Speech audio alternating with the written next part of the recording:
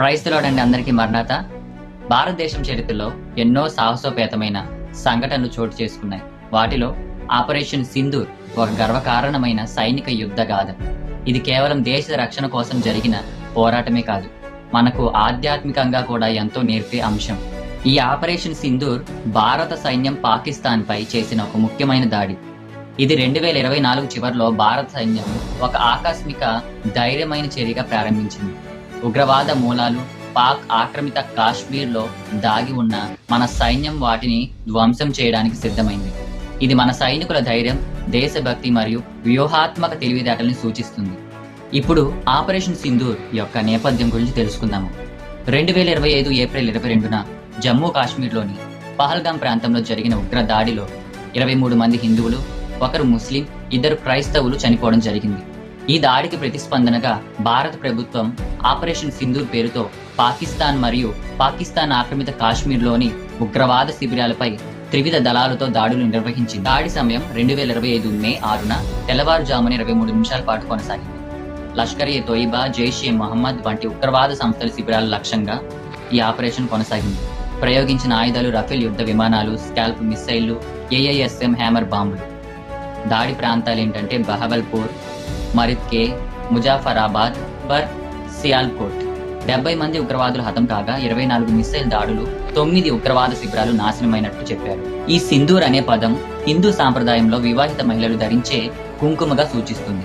ఈ ఆపరేషన్ కు ఈ పేరు పెట్టడం ద్వారా పెహల్గాం దాడిలో మరణించిన పురుషుల భార్యల బాధను, వారి సింధూరం పోయిన స్థితిని గుర్తు చేస్తూ భారత ప్రభుత్వం ప్రతీకార చర్యగా ఈ దాడిని నిర్వహించింది. అయితే భారత దాడులపై పాకిస్తాన్ తీవ్రంగా స్పందించింది. దీన్ని యుద్ధ చర్యగా పేర్కొంది. అయితే భారత విమానాలను కూల్చివేసినట్లు ఒక ఫేక్ వీడియోస్ ని క్రియేట్ చేయడం స్టార్ట్ చేసింది సోషల్ మీడియాలో. అంతర్జాతీయ సమాజం, ముఖ్యంగా అమెరికా, చైనా, రష్యా, ఐక్యరాజ్య సమితి రిట్రెయిన్ పాటించాలని, శాంతియుత పరిష్కారానికి పిలుపునిచ్చాయి. అయితే ఆపరేషన్ సింధూర్ తర్వాత భారతదేశంలో జరిగే పరిణామాలు ఎలా ఉన్నాయంటే, దేశవ్యాప్తంగా భద్రతా ఏర్పాట్లు కఠినంగా మారాయి. విమానాశ్రయాలు, రైల్వే స్టేషన్లు, ప్రజా ప్రదేశాల్లో భద్రతా తనిఖీలు పెరిగాయండి. ఇంకా పాక్తో వాణిజ్య సంబంధాలు మరింత క్షీణించాయి. పాక్కు ఎగుమతులు తగ్గించబడ్డాయి. మన ప్రభుత్వం యొక్క కఠినమైన చర్యలు ప్రజల్లో దేశభక్తిని ఇంకా పెంచాయండి. మన దేశం పాక్ పై ఒత్తిడి పెంచేందుకు ఇతర దేశాలతో డిప్లొమాటిక్ చర్చలు జరుపుతుంది. ఇంకా సైనికులు శత్రువులను ఎదుర్కొంటారు. మనము క్రైస్తవులు అనేక ఆధ్యాత్మిక యుద్ధాలను ఎదుర్కొంటూ ఉంటాము. పౌలు తిమోతికి రాసిన పత్రికలు ఇలా చెబుతాడండి. 2 తిమోతికి రాసిన పత్రిక 2వ అధ్యాయం 3వ వచనంలో ఉంటుంది. దాని యొక్క సారాంశం ఎలా ఉంటుందంటే, నీవు మంచి యోధుడివై యేసుక్రీస్తునందు శ్రమపడు అని.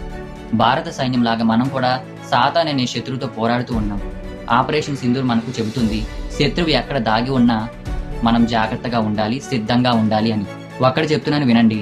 మన సైనికులు జాతీయత కోసం పోరాడినట్లు యేసుక్రీస్తు వారు కూడా మన పాపాల విమోచన కోసం తన ప్రాణాలు అర్పించాడు.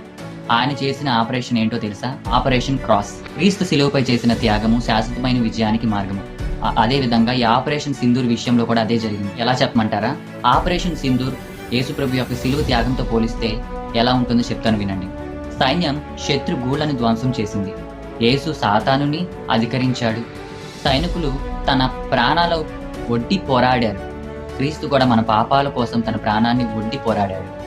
దేశ రక్షణ కోసం రక్తాన్ని చిందించారు మన సైనికులు. క్రీస్తు కూడా నిత్య రక్షణ కోసం తన రక్తాన్ని చిందించాడు.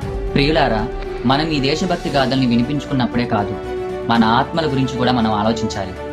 మన యుద్ధం కేవలం శరీర సంబంధమైనది కాదు క్రైస్తవులారా, అది ఆధ్యాత్మికమైనది. క్రీస్తులో విశ్వాసం పెట్టినప్పుడు మాత్రమే నిజమైన రక్షణ ఒక క్రైస్తవుడికి లభిస్తుంది. ఇతులారా, ఈ దేశభక్తిని మన భక్తికి ఆపాదిస్తే ధైర్యంగా నిలబడాలి. మన విశ్వాసంతో, సాహసంతో ఉండాలి. ప్రార్థన అనే ఆయుధాన్ని వాడండి. ఇది మన ఆత్మిక గన్ పౌడర్. బైబిల్ అనే మ్యాప్ను అనుసరించండి, దారి తప్పకుండా ఉంటారు. యేసు అనే నేతను నమ్మండి, ఆయన మన కాపరి, మన మార్గదర్శకుడు అయినాడు. క్రైస్తవులారా, ఈ ఆపరేషన్ సింధూర్ మన దేశ గర్వం. అదేవిధంగా క్రీస్తులో మన జీవితం కూడా దేవుని రాజ్యంలో ఒక గర్వకారణం కావాలి. మనం కూడా మన విశ్వాస యుద్ధాన్ని విజయవంతంగా ముగించాలని దేవునికి ప్రార్థించుదాం. బైబిల్లోని న్యాయం, క్షమ, ప్రేమ వంటి విలువలు ప్రధానంగా చెప్పబడ్డాయి. మనం ఎన్నిసార్లు పాకిస్తాన్ క్షమించినా ప్రతిసారి విషం కక్కుతూనే ఉంది పాకిస్తాన్. సహనానికి కూడా ఒక హద్దు అంటూ ఉంటుంది. ఇప్పుడు భారతదేశం కూడా సంయమనం పాటించి అలసిపోయింది కాబట్టే ఈ యొక్క ఆపరేషన్ సింధూర్ని చేపట్టింది. న్యాయం నీకు నీతిగా ఉండాలి అనే వాక్యం ద్వారా దుర్మార్గులను శిక్షించడం, నిర్దోషులను రక్షించడం దేవుని న్యాయంగా పేర్కొనబడింది. దీనికి కట్టుబడి ఉంది కాబట్టి మన దేశం ఇంతవరకు పాకిస్తాన్ మనపైన ఎన్ని దాడులు చేసినా కానీ సంయమనం పాటించింది. ఇప్పుడు దుర్మార్గుల ఆగడాలు ఎక్కువ అవడంతో ఆపరేషన్ సింధూర్ అనే ఒక ఆపరేషన్ చేపట్టి దాన్ని విజయవంతం చేయగలిగింది. మన బైబిల్లో కూడా ఉంది, పగ తీర్చుట నా పని అని చెప్పి రోమపత్రిక 12:19 ఉంది. దేశంపై విరుచుకుపడిన ఉగ్రమూకలు మరణించడంతో ఉగ్ర స్థావరాలకు ఉగ్రవాదులకు మాకు సంబంధం లేదన్న పాకిస్తాన్ వారికి గౌరవ లాంఛనాలతో ఎలాగ అంత్యక్రియలు నిర్వహించింది. ఈ రోజు పాకిస్తాన్లోని ప్రతి ఒక్క మీడియాలోని రిపోర్టర్స్ అందరూ అలాంటి ఉగ్రవాదుల కోసం ఎందుకు ఏడుస్తున్నారు? నాగటి మీద చెయ్యి పెట్టి వెనుకతట్టు చూచువాడు నాకు పాత్రుడు కాడని దేవుడు చెప్పాడు. ఎన్నిసార్లు గద్దించారో, ఎన్నిసార్లు పాకిస్తాన్ గద్దించినా గానీ ఆ యొక్క వైఖరి మారకపోవడంతో భారతదేశం ప్రతీకార చర్యకు దిగడం అనేది సమంజసమే. ఇప్పటికైనా పాకిస్తాన్ నోరు మూసుకొని ఉంటే మంచిది. అయినా గానీ ఆ యొక్క ప్రతీకార చర్యకు దిగాలని పాల్పడితే గనక ఖచ్చితంగా ముందు ముందు పాకిస్తాన్కి భారతదేశానికి పెద్ద యుద్ధమే జరగబోతుంది. కాబట్టి మరలా ఆ ఉగ్రమూకలు భారతదేశంపై విరుచుకు పడకుండా మనం ప్రార్థన చేద్దాం. దేశ పౌరులందరూ సురక్షితంగా ఉండేలాగా ప్రార్థన చేద్దాం. యుద్ధంలో పోరాడే సైనికులందరి కొరకు ప్రార్థన చేద్దాం. వారి యుద్ధంలో పోరాడుతున్న సైనికులు వారి కుటుంబాల కొరకు ప్రార్థన చేద్దాం. పాకిస్తాన్ ప్రతి ఒక్క పన్నాగాలన్నీ తుత్తునీలయ్యే వరకు ప్రార్థన చేద్దాం. గుర్తుంచుకోండి మిత్రులారా, మనం కూడా ఈ దేశ పౌరులమై ఉన్నాం. కాబట్టి ఈ దేశం గురించి ప్రార్థించాల్సిన అవసరం మనకి ఎంతైనా ఉంది. అన్ని వేలు కలిస్తేనే పిడికిలవుతుంది. అలాగే దేశంలోని అందరి పౌరులు కలిస్తేనే విజయం అవుతుంది. కాబట్టి మనం ప్రార్థనతో పోరాడదాం, మన దేశానికి బలాన్నిద్దాం. ప్రైజ్ ది లార్డ్ ఎవ్రీబడీ, అందరికీ మరణం.